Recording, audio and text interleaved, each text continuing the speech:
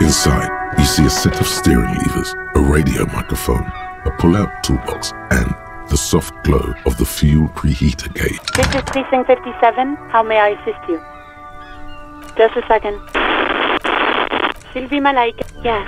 Hello. Oh, great. What else do you need? Uniform? I never saw you in any uniform. You had your things on. The disco things. You hear the... Anything else I can help you with, 57? In the cabin, you see a set of steering levers. As you tap on the gauge, the indicator pin jerks as if startled. It's in the large orange sector, indicating the engine is warm. Next to the gauge is a red switch labeled heat.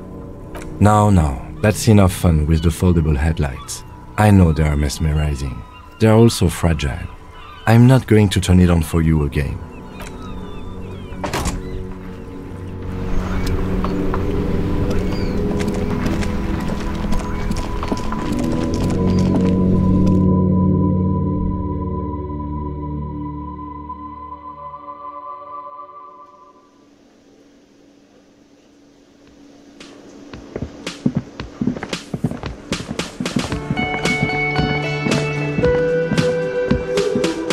Can I help you?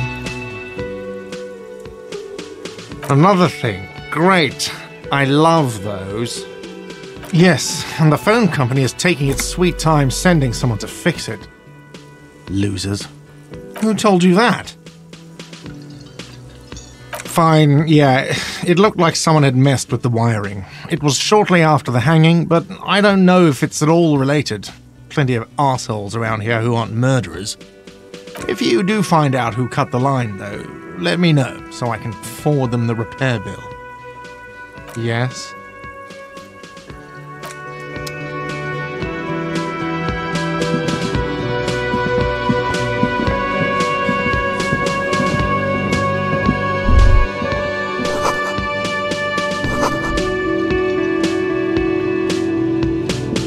A thin man is smoking below an exhaust hood, occasionally sipping from his mug. This must be the Whirling's cook. As you step in, he nods toward the table and says something in a completely foreign language. The only words you can make out are Garancy and Quebec. Okay, it's definitely not his name.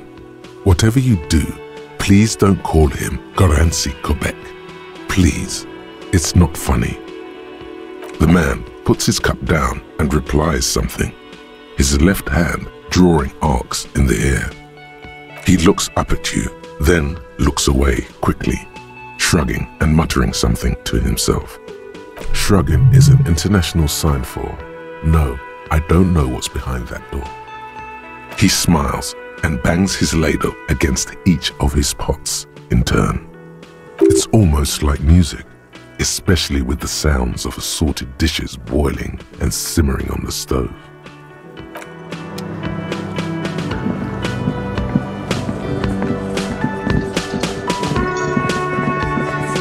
Looks like the circus left town, but the clowns are still here.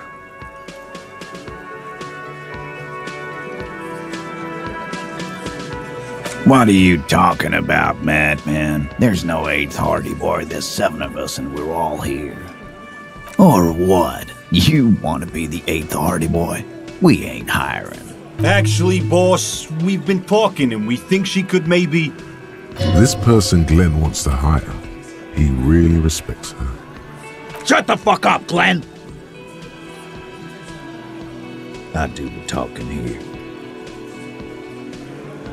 Now what the fuck do you want, cop? So let me get this straight. There is an 8th Hardy Boy. It's a she, and you don't like us talking about her? That's right. We're not talking about this. This is a private Hardy Boys matter. Nothing to do with your shit. And you're not cops here. Don't go digging around if you don't want a bullet in the back of your head. I'm watching you. Good. We are all watching each other. Officer, your question. There's no point in pushing it further, he thinks. This is already a victory. We'll learn more about this 8th Hardy sooner or later. Incriminating. Now that's a big boy word. You mean these boots?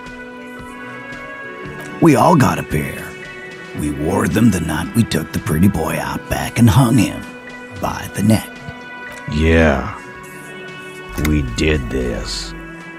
Together, all of us, until he was dead. That's why our prints are all over the scene.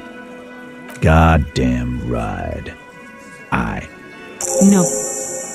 These 7 honest men have equally come forth. They told you what happened, so that you don't waste any more of your time. All 7 together. They're diluting responsibility. It's an anti-arrest tactic. Why? 'Cause he was worthless mercenary scum. And he stepped out alive in my town. And he stepped out alive. What kind of mercenary? The kind that shows up when you start a strike. The experienced kind, too. Had Cohoy and Semenine written all over him. Ex-Oranese Special Forces. A live grenade, right here in our bar. This one has a special gripe with him coming here. I can't prove it, but I know he was sent by the Wild Pines. They hire merc shit like that. Story of every strike from here to Samara. 'Cause one night, he walked straight up to the mic and said, "I'm Oranese goddamn Special Forces, and I'm gonna fuck you all." Really? Yeah, really. Had a gin and tonic up there, sang some Oranese paratrooper song, and said he's gonna fuck everyone. We couldn't believe it either, but he fucking did, right there.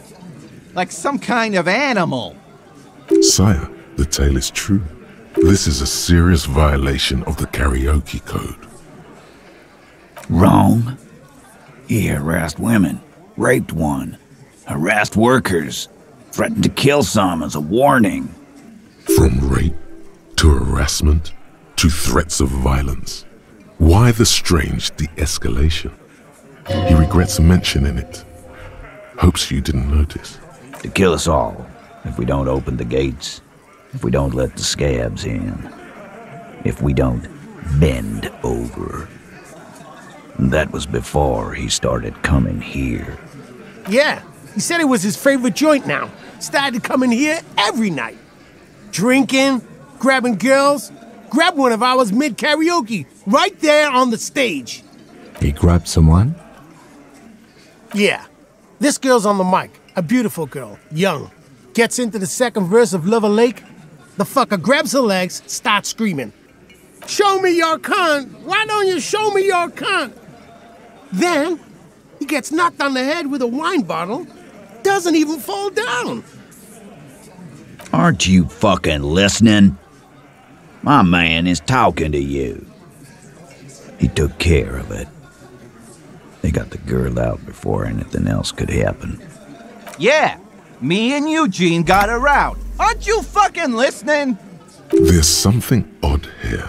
Seems like they don't want to talk about that rape Titus mentioned. Why not? This is a serious allegation. Make them talk about it. No. You're not getting the name. That's a Martinez matter. And I'm not discussing it with you clowns. Are you deaf? There will be no singling anyone out. You can't arrest a Hardy Boy without arresting all Hardy Boys. Do you think you could do that? Do you think you could arrest them all? A trick question. Don't let her lead the conversation.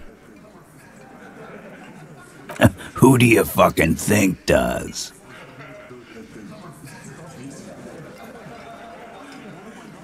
It wasn't a question, dickwad. How fucking stupid are you? This asshole is worse than... Titus runs the Hardy Boys, genius. That's why we're called the Hardy Boys. Ain't that right, fellas? I think you got your answer. Mr. Law. Yes, there are some administrative differences. But on that night, they all acted as one man. You don't have to keep answering his questions. I know, Lizzie. Relax. We killed him last Sunday night. Seemed like a good way to end the week. Known him? We don't associate with scum like that, asshole. Yeah! Who do you think we are? Quiet. He came around about 3 weeks ago when that Pines cow first sailed into town. Happy? By the Pines cow, you mean Joyce Messier? The representative for White Pines? The same company you're striking against? No. I mean the Pines cow. The stupid-ass cow they sent in to fuck us over. But you know what? This is where he tries to sow discord between you two, because he knows the company is responsible for bringing the mercenaries into town.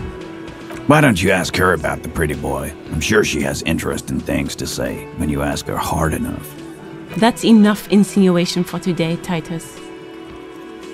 Officer, your interview is drawing to an end. Don't waste your last questions. We hanged him up by his neck until he got real still. Wasn't that obvious, Copper? Didn't they teach you anything at the cop school, idiot? This is where an autopsy would come in handy. You have to work with what you know. Titus, you don't have to clarify anything. We overpowered him, dragged his unconscious body to the tree, put a noose around his neck, and hanged him till he was dead and steady. Then we left him for seagulls, maggots, and you fucks. Make them a bit more uncomfortable first, then see if it all adds up. Actually, they're admirably, surprisingly composed. The entire room, given how many questions you've lobbed their way. Well, this one, but he's always fidgeting, so don't get your hopes up. With numbers, asshole. How do you think? You're right, Lizzie. I've done enough explaining here. No, he hasn't. Not yet. Weren't you fucking listening? The fucker came to our bar. It happened right here. This one has a distinct style. He puts so much whiny emotion into everything he says, it's hard to see if he's lying. But he could be. Like what, Copper? Nothing. Your investigation here is done. Leave Martinez, go back to your stations where you belong. I think we're going to stick around, thanks. Some things don't add up here, Titus. I've done this job for long enough to know that people don't just confess to first-degree murder. Even if it is a group responsibility, we're going to look into this. Good luck with that. You've heard everything a rent-a-cop is gonna hear from us, real law officials. You're lucky you didn't get a beating. Rent-a-cop? So that's what this is about. He doesn't see you as his equals.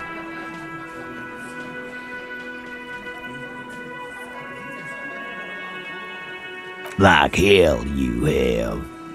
There is no local drug trade. This place is as clean as a rifle.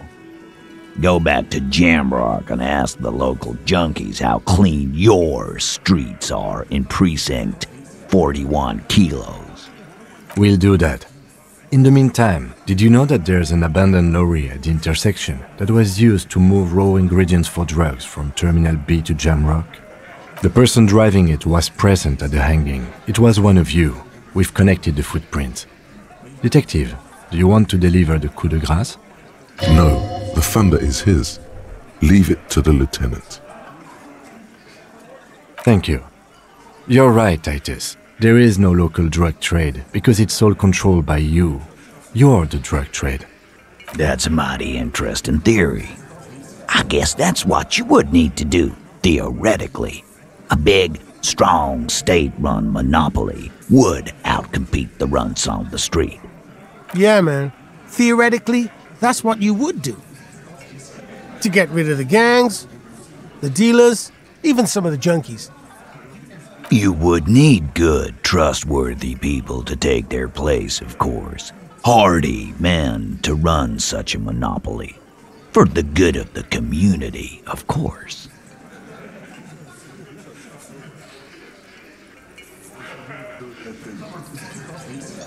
Thank you. Theoretically, of course. Thank you. Theoretically. He seems genuinely surprised at your response, in a good way. Titus, I'm amazed.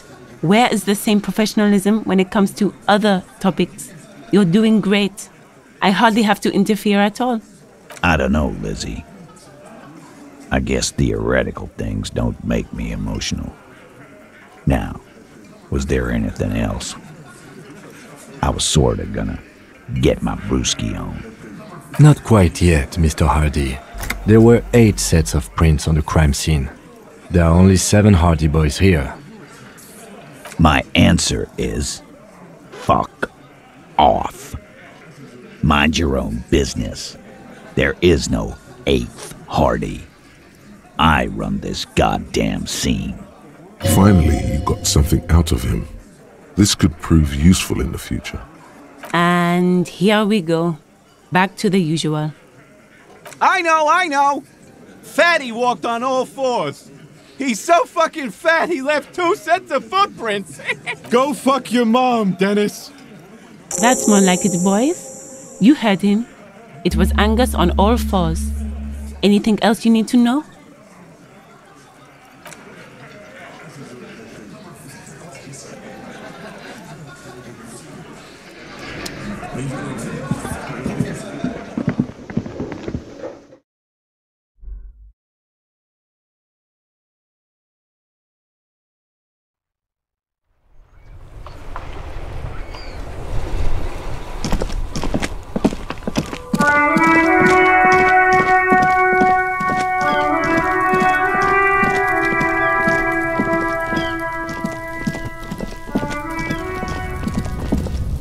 Inconspicuous pile of the roofing material, Eternite.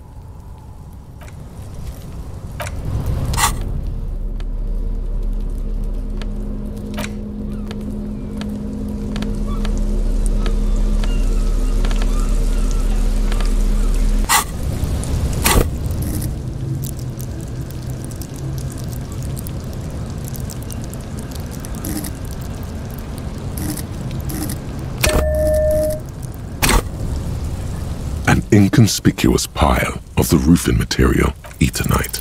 Because there's a secret door hidden behind the panels of Eternite. That's why they're too orderly. There it is. You see a shabby little door.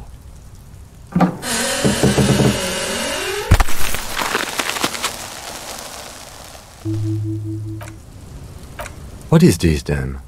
A tool shed? Let's investigate.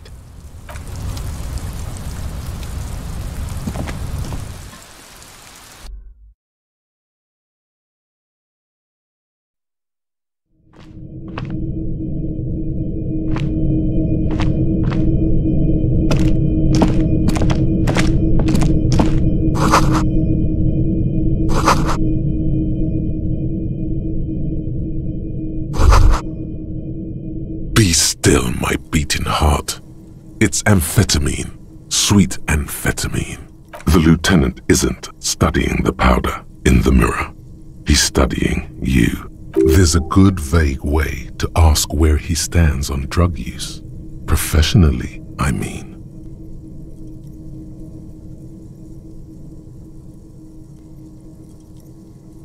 Perhaps not. This is below our pay grade, detective. However, see that ladder there? It's probably another way into the industrial harbor, no? A secret path the local kids use.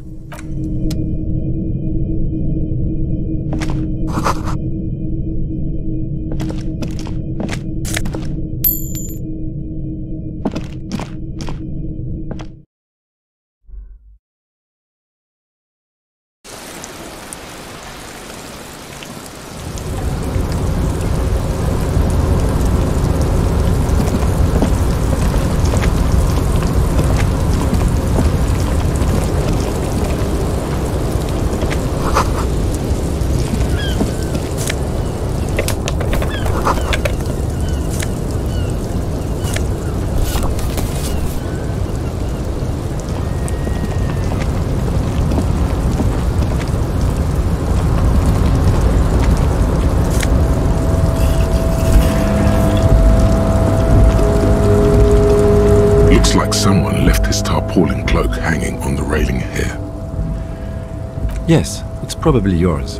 It bears the RCM insignia, and you have a habit of being careless with your equipment. You could probably make the jump. You look like you've done some track and field in your day. The wind is aggressive up here. The lieutenant looks at the enormous crane towering in the distance over the container yard. The look in his eyes is a mix of the engineer-like interest and the wonder of a 6-year-old seeing a horse for the first time. Yes, that's one way of putting it. It's certainly an impressive achievement of engineering. But I digress. We were focusing on your cloak here.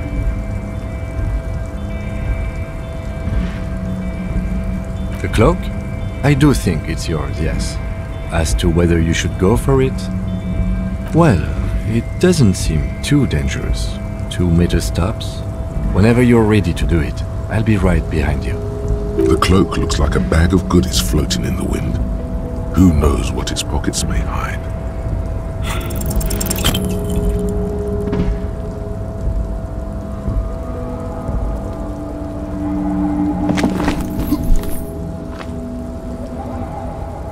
Nope, no. That's still too high. What were you thinking? You're not a gymnast. You're a boxer. And you've climbed way too high up here. You could have died there. Shit. I'm failing you. This wasn't part of our deal.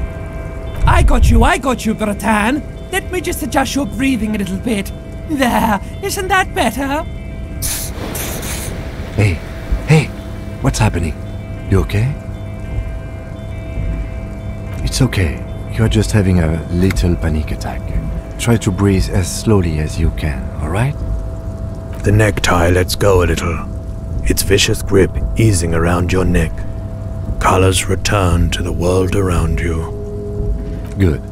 We can always come back when you're feeling better. It's just a cloak after all.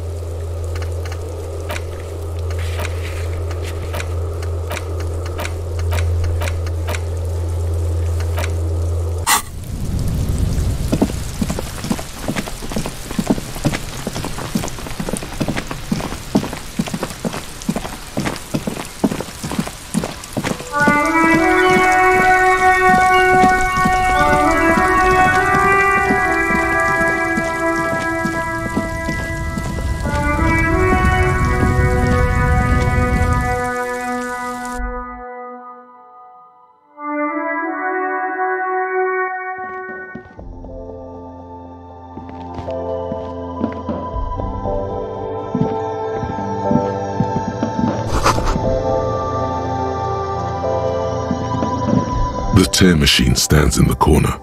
A sign says, 1 bottle equals 10 cents. Your bottles clunk into the machine and the money appears with a satisfying jingle. You're a richer man now.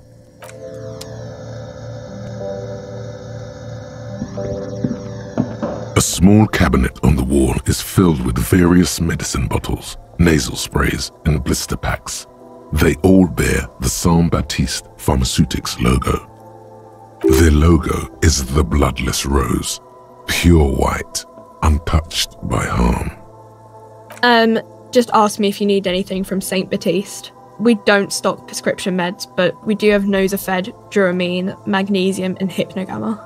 Yeah, There's like an ampule somewhere. Okay, don't, like, overdo it or something. Welcome to Frit. Feel free to look around or something. Everything is out on the shelves. What's that magazine she's reading? You mean this? This is Pop Stars. It's got, like, famous people in it. It's not for sale. Looks like it also has something called Police de la Mode, featured on page 34. This speaks to you. It's where they rate different outfits famous people wear. It's kind of funny. They're kind of mean. It's about who's the most stylish.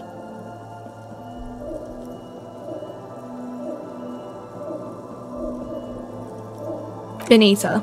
She's a model. Usually it's a model. Or a singer-songwriter.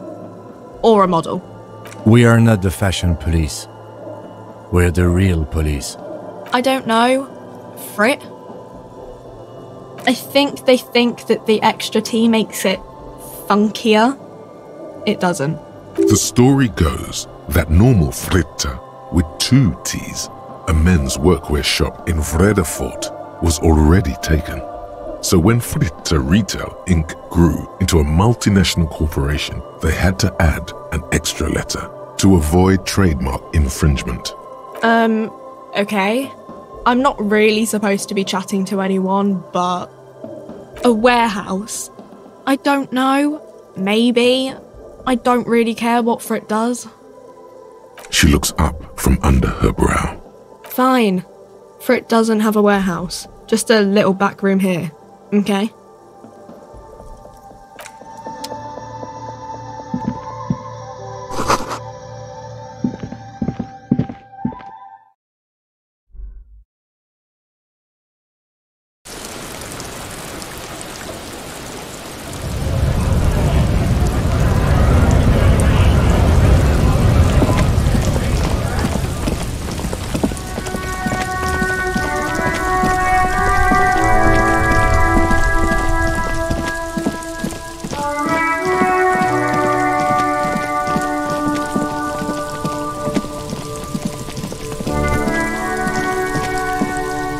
There he still is, looking right through you with his white eyes. The body below is entirely dedicated to that corpse smell.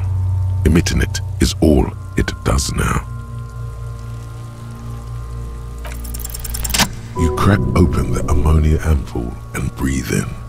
The odor of death is still stronger. It's a spell of the mind telling you to run, and your stomach to wring itself empty. With your eyes squinting, you stand in it. It's a puzzle. What's hanging in front of you is a puzzle of decaying flesh, tattoos, and tendons. They do after 7 days, yes. We are deep in decomposition here. The man before you is naked, but for a pair of underpants and enameled boots. His skin is greenish, marbled with decaying veins and blotched by lividity. A fading web of tattoos covers his chest and shoulders. The cargo belt used to fasten him to the branch above appears industrial in strength. An intricate web of blue lines stretches across the torso, from the right shoulder to the solar plexus. Each time they intersect, a small white star is formed in their crossing. Hundreds of fading asterisks riddle his skin. Their concentration is highest around his heart. His corpse is marked by stars, alcohol, and heartbreak.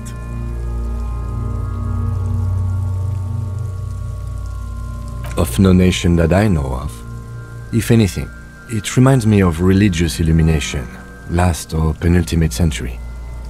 Men who live harsh lives often turn to innocentic worship. But which one? I see no trace of a humanoid figure. I agree. He takes a thin piece of milled aluminium from his coat pocket and pulls it open. Sounds like a sword being unsheathed. A small lens appears, some sort of camera. Shit, Kuno! What the fuck is that? An instant color camera. This is the first time he openly acknowledges the kid's existence. I have only 2 ampoules, so nobody move. I don't want to waste one. A sound, a shrill flash, followed by the breaking of a small ampoule of glass. You see streams of color pour onto the thick, glossy piece of paper, rolling out. In case we need it. Yes, it is pretty cool, isn't it? It contains insight to the victim's person.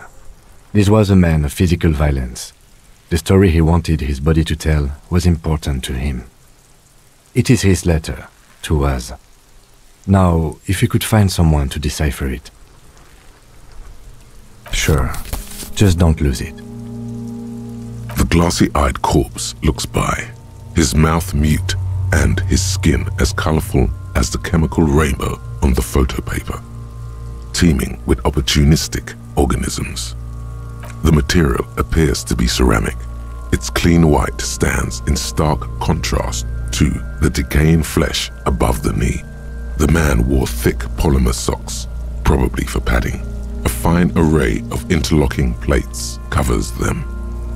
Delicate and fragile, they feel alien to the world around you, out of place somehow. These are clearly not boots. They're armor, possibly part of a larger set. Indeed.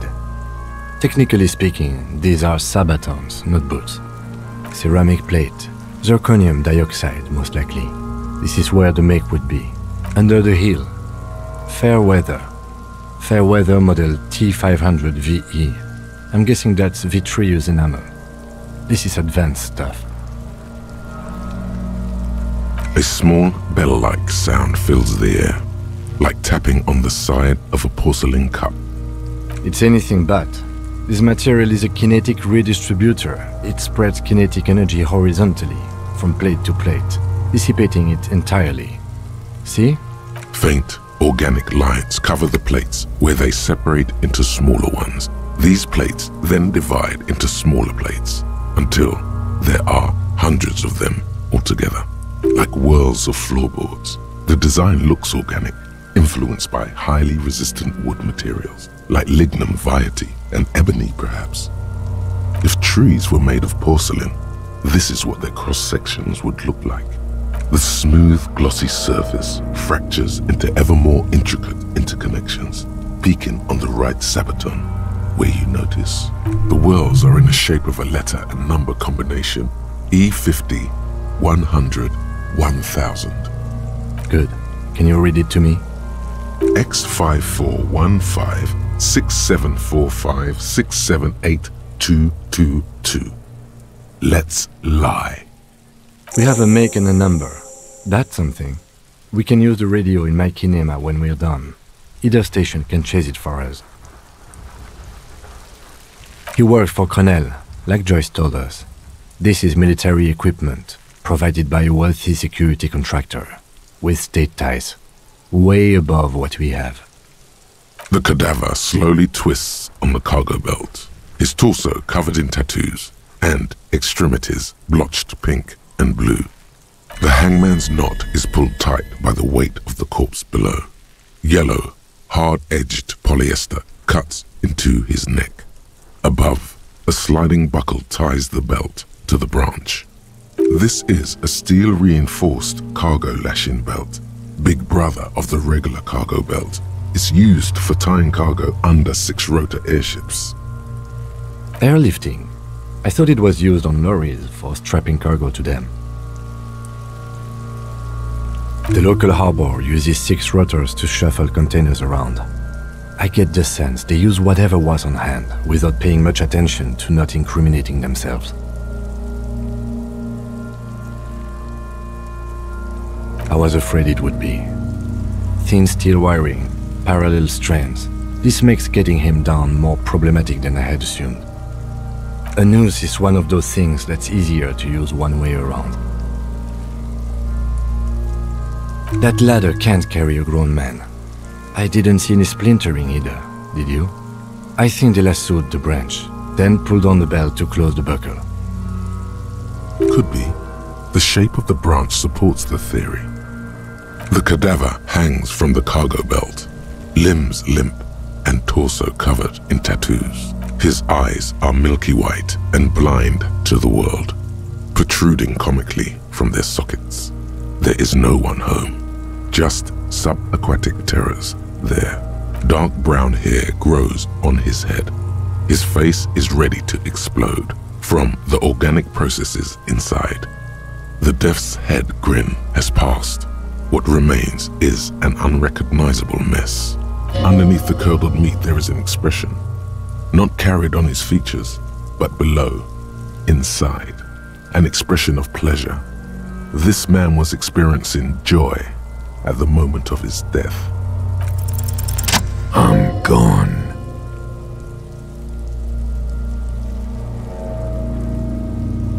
Into the wild pale yonder. In the past, way out west. I'm a joke. Look at me. A killer.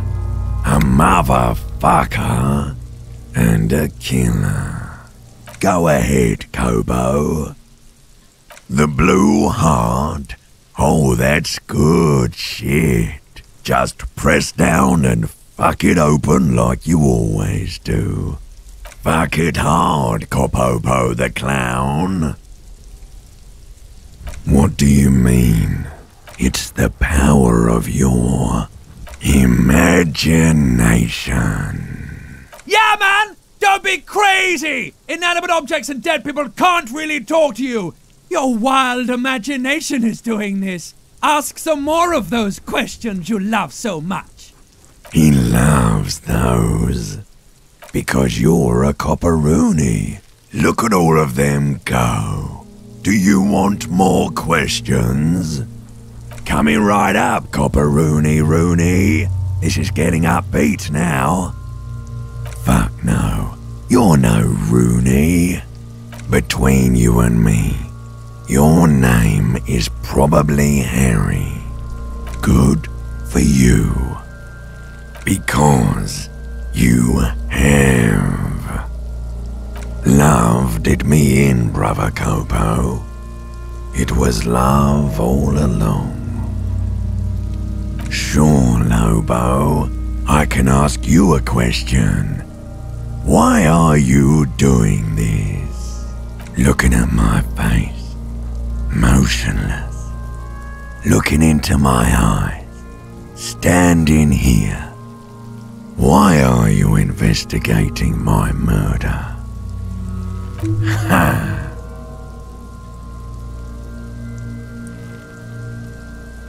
Maybe I was getting my rocks off. It's a mishmash, Copperbolo. You think I'm Messinian, don't you? For you, this is how people from Messina speak like. No. My hair is too light a shade of brown. My eyebrows too. Trust your inner racist. You think I am? You think I was a racist because this lump looks like military and has tattoos? That's called profiling. Do I look like an erotic auto-asphyxiation type to you? Captain Copodromo, I fear we are drifting away, fixating on sexuality again. Let's go with a simpler question. He didn't choke himself. You know it. Come back later, Coppo. Amuse yourself with my frank manners and my memento mori features. If possible. Also, see me in your dreams. As you narrow your eyes, the monster before you blurs into a violent mess of green and pink. This is a trick. You've done it before. Pink is where the blood settled in the first hours post-mortem. You can use it to see if the corpse has been tampered with. Does his position at the time of death match the discoloration? Only the lower extremities are pink with a dash of blue. his fatted hands, thighs, and his neck, just above the noose. The rest of the corpse appears dark green in the cold spring air. I see it. His neck too. The lividity goes right up his chin. We have good, well-pronounced discoloration here. The monster comes back into focus, an explosion of color, coursing with dark marbled veins.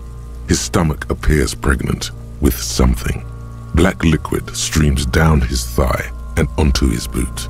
So, what do you think?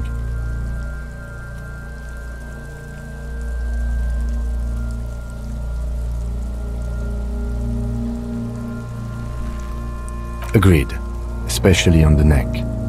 The belt acted like a tourniquet, keeping the blood in his head. The hypostasis supports a hanging. There's always a chance. We should check for ligament marks on his neck to see if they're in tune with the belt. We'll have to get him down first. A pool of blood and feces has eaten into the frozen mud below the man's feet. Purge liquid is dripping into it, drop by drop. The victim appears to have contained no more than half a kilogram of digestion at the time of death. The fuck are you saying? Talking about shit. Did we? I don't feel lucky. But there is no breath to catch. Only the cadaver filling the air and your nostrils. He slowly rotates before you, decomposing. Are you sure we finished the preliminary examination of the cadaver? We might miss some of these things once he's done. The cadaver slowly twists on the cargo belt, his torso covered. As you narrow, this is a trick. Only the lower extremity. I see it. The monster. So, what do you think? I do. Most of them are post-mortem. Maybe even all of them. The delinquents have made our jobs harder with their little sport. Stop talking in riddles, coin slot. He means you fucked him up good, Kuno. Fucked him up brutal like. But there is no breath to catch. Only the cadaver filling the air and your nostrils. He slowly rotates before you, decomposing. The steel-reinforced belt presents a unique challenge. I brought chain cutters, but I don't see a good angle of approach to the belt. He doesn't actually think the challenge is unique. He thinks it's frustrating, annoying, and harder than he thought. The cadaver is a good 1.2 meters up. Neither one of us can reach the belt without assistance. And even if we do, there's the question of cutting the airship strength material. I was really hoping we wouldn't. The Union appeared to be suspect in this case. It seems like a dangerous route to go down. But what other options? The corpse twists on the belt, like chicken on a skewer. Climb up there and saw the branch? There has to be a less risky way, with less falling down of trees. Yeah! Bang bang time, pig! Shoot his head off! How? With a buckle ties the rope to the branch. That's a good spot to aim. Where? Ah, yes, I see. If the shot hits that, there might be a chance to release the belt. Yeah, now we're talking. Entertain a Kuno with some shit. They'll miss! The pigs will miss, Kuno! The lieutenant is undecided. On one hand, he wants to shoot some gun. On the other, it's an awfully stupid idea. I'll blow his head off. Take it! Yeah, take the shot. Kuno wants some of that shit. Silence. With his elbow sharp, the lieutenant unzips his jacket and produces a lightweight firearm. He drops a paper cartridge in the barrel, separates the scouring stick, and gives the cartridge 5 tucks.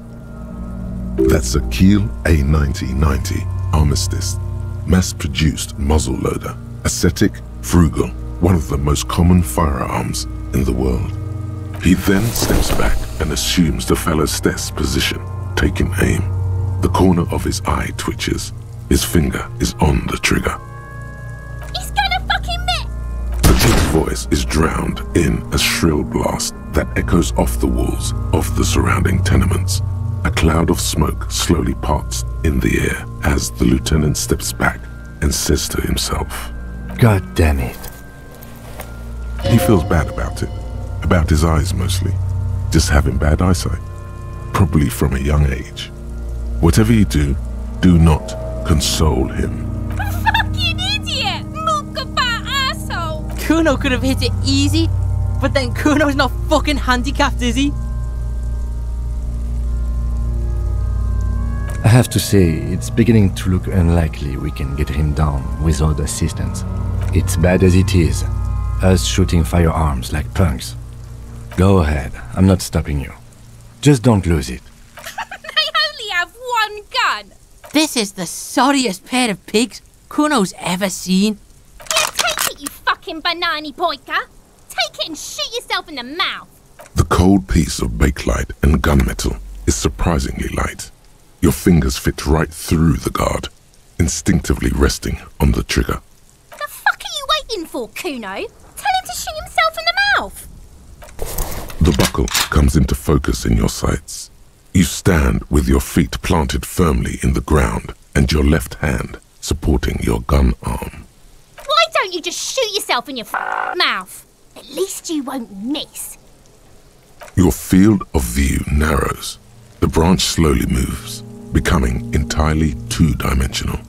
The metal buckle glimmers, catching the morning light as the corpse slowly rotates. The slow movement of the branch in the wind and your shoulders directing the gun sync up, dancing hypnotically. Look, he's crying! You gonna cry now, fucking faggoty?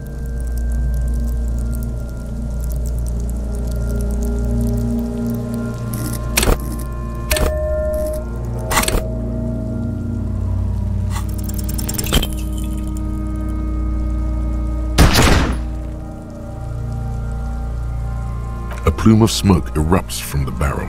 Your hand goes numb from the explosion. With your ears still ringing, you lower the weapon to see what happened. You missed the belt, but hit the corpse straight in the chest. Bits of ribcage protrude from the skin. No blood, only a murky sludge dripping down his belly. The sudden stink makes your eyes water. Oh my god, he's gonna fucking cry! I knew it! What a mulku! It feels dry. Nothing comes out of you as you stretch and bend your face into a crying shape. You're too furious to cry, apparently. The lieutenant watches you jerk some tears, your shoulders shaking and your eyes dry. The gun begins to slip from your fingers.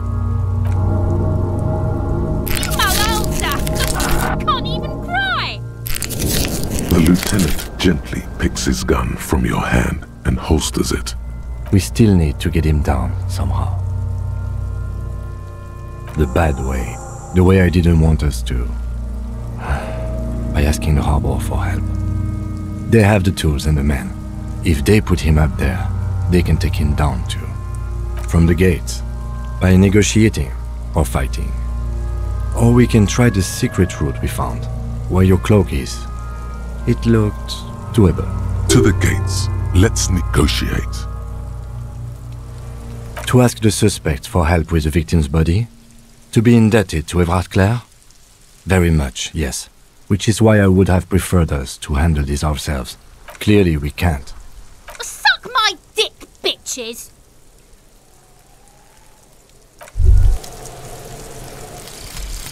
The 15th Indo-Tribe.